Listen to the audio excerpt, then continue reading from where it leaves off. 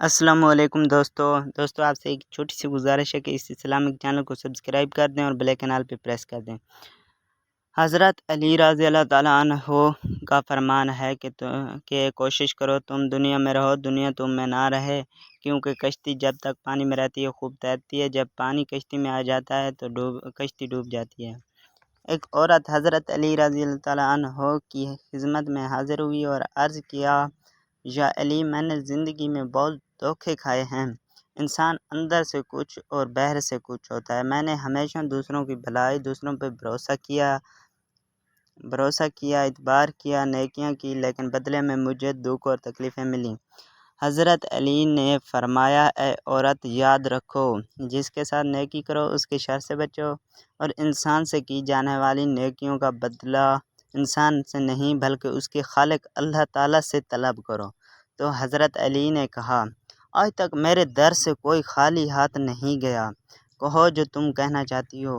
تو اس عورت نے ہاتھ جوڑ کر کہا، اے حضرت علی رضی اللہ تعالیٰ عنہ، کیا کوئی ایسا عمل ہے جس سے وقت سے پہلے ہمیں پتہ چل جائے کہ سامنے والا انسان ہم سے سچا پیار کرتا ہے کہ نہیں؟ تو حضرت علی رضی اللہ تعالیٰ عنہ نے کہا، ہاں ہے۔ اللہ پاک کے علم میں کوئی بھی کسی بھی چیز کی کمی نہیں، ہر وہ چیز جانتا ہے۔ اگر تم یہ دیکھنا چاہتی ہو کہ سامنے والا انسان آپ سے کتنی محبت کرتا ہے تو تم 3 مرتبہ یا ودود یا حکیم ہو یا کریم ہو یا رحمان دل میں پڑھو، اور جس سے تم پیار کرتی ہو اس کے چہرے میں دیکھو۔